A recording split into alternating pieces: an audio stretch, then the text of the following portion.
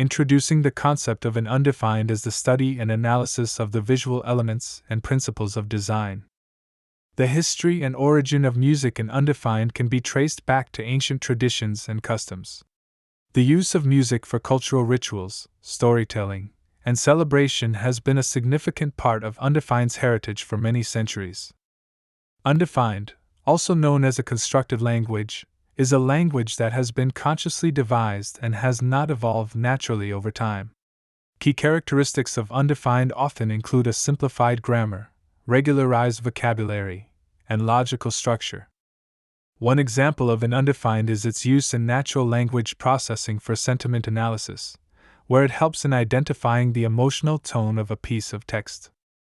In undefined, there are numerous benefits and advantages, such as increased productivity, streamlined communication, and better efficiency.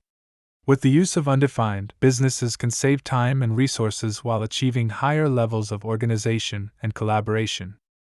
One of the challenges of creating content in an undefined language is the lack of standardized spelling and grammar rules, making it difficult to ensure consistency and accuracy in written material. The future outlook for technology in undefined looks promising, with an increasing focus on sustainable solutions and innovation.